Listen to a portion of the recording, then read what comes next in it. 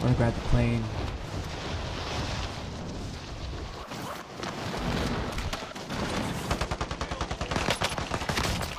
I killed him! Yo! Yo! Dude, oh.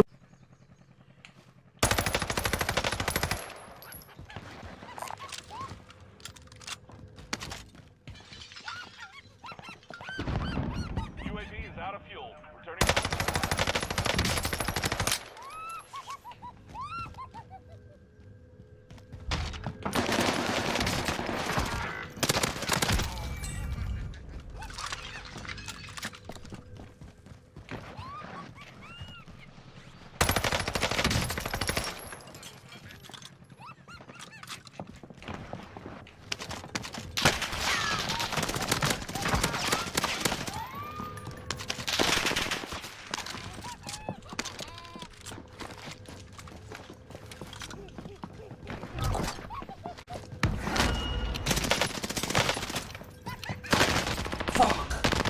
I was fucking feeling lit, bro. Come on, guys, I'm gonna show you my graphics settings and control settings for Caldera. This is for the first video for the settings for Caldera and the Vanguard integration. I haven't made one yet, so further ado, let's get right into it.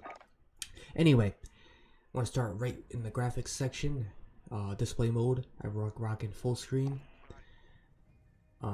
You know, you want your display monitor here. Mine's LG Ultra Gear. Your display adapter, which is your GPU. You want your highest screen refresh rate. I'm running 165.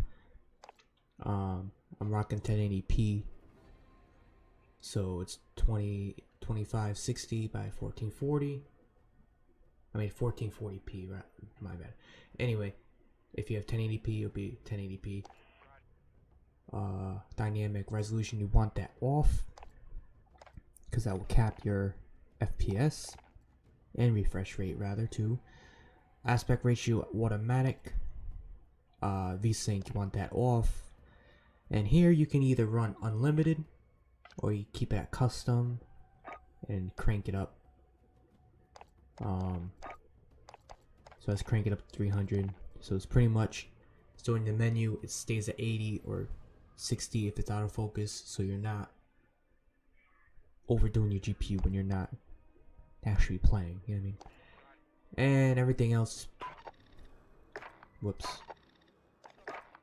everything else here is disabled. HDR disabled, the video highlights disabled, and low latency reflex here, I'm rocking enabled and boost. Now I'm going to go over the quality. My FOV, I run the 110 and affected. A lot of people run 120, so that's pretty much preference of what you're used to. Camera movement, I have mine set to least, so it stops the shaking of the camera. It's more for like a cinematic approach. Streaming quality, I have mine at normal. If you have less than 4 gigabytes of video RAM, you want to put this to low, but if you have more, put it to normal. It ain't gonna affect your performance. It will affect your performance if you have less than 4 gigabytes and you have it at normal, you know what I mean? But if you have more, you put the low, it's gonna be the same thing, you know what I mean? So texture resolution, I have it at low. The game really looks really good still with it at low. I used to run normal, but low, there's really no difference. The texture and astrophic, I just kept this at normal. Particle quality, still have this at high. You guys don't know, there's a bug where if you have to set the high, you get actually increased FPS. So that's that. Bullet impact sprays, I have this disabled. You can have this enabled, it's up to you. But if you do have it enabled, it is CPU intensive. So tessellation, disable. You could play with this if you want, but it's really not needed. And then we got the gore and dismemberment on. On demand texture streaming. You want this off 100%. Turn this off. filmic strength.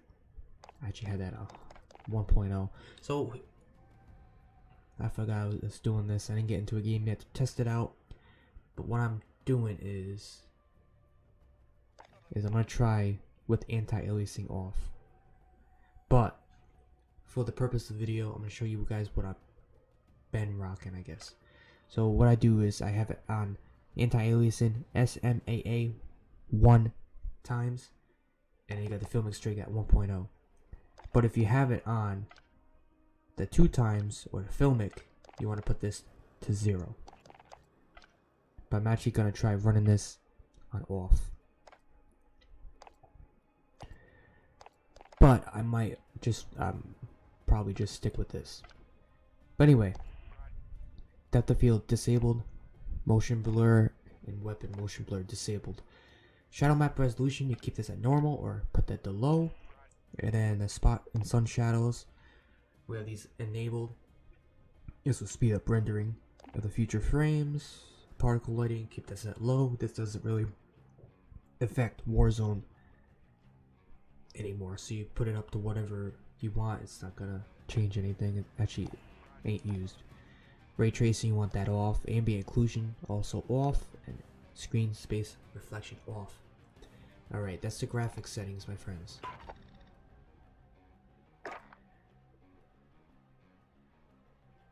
Now this is the interface. So the color filter, I guess you would explain it. What I use is, I'm a colorblind type, Trianopia, and then the colorblind target, I have it on both. I mean, you could keep it on world, but it just makes everything pop a little bit more. But you could text these out. A lot of people like this one, but I prefer Trianopia. And then here's your HUD bounds. This just brings your map closer and whatnot, so that will be preference. And everything else here is pretty much normal. So audio, everything is like normal, besides I'm using classic hit markers, and that's it. Now controller.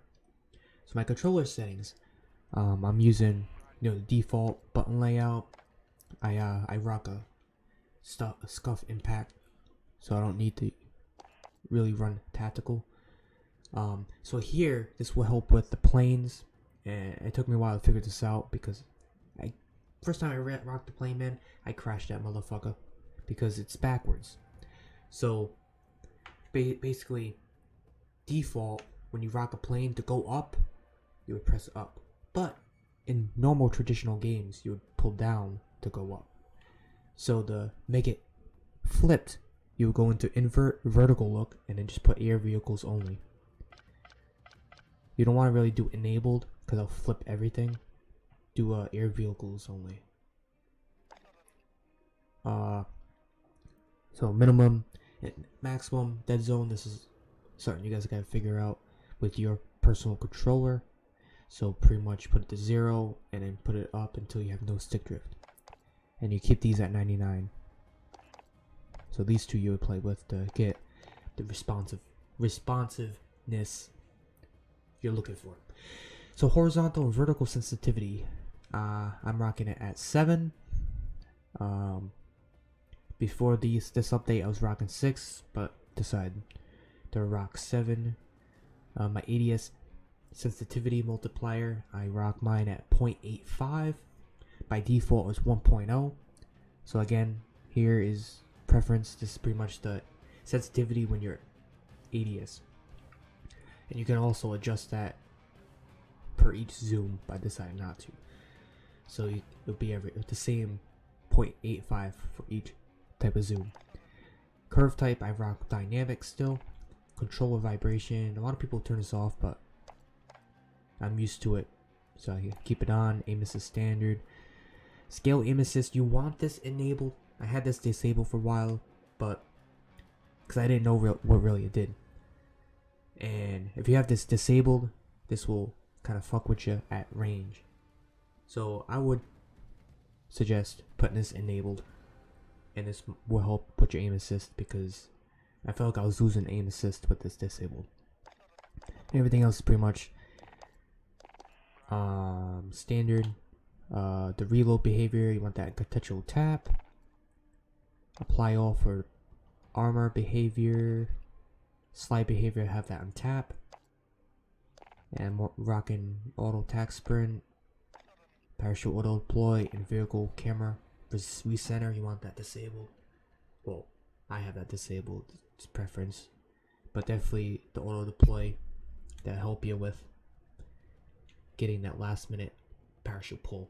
Anyway, that's my settings, ladies and gentlemen, and hope you guys enjoy the rest of the video. Yeah.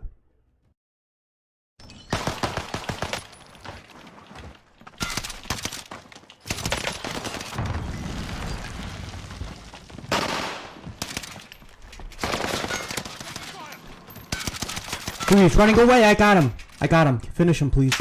No!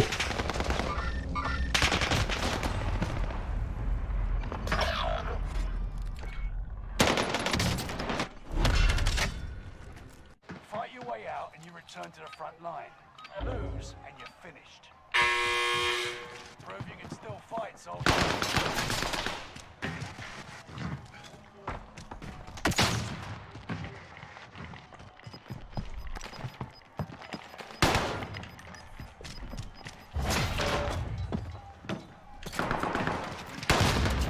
Yes! Your teammates failed. They're sent back to base. Body armor here. We've got gas moving in.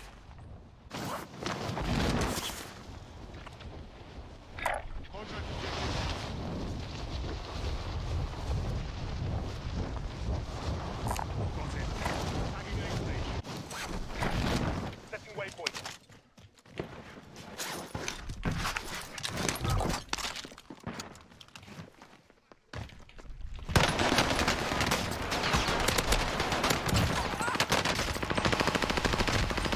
Son of a motherfucker! He's sitting in the corner too, bro.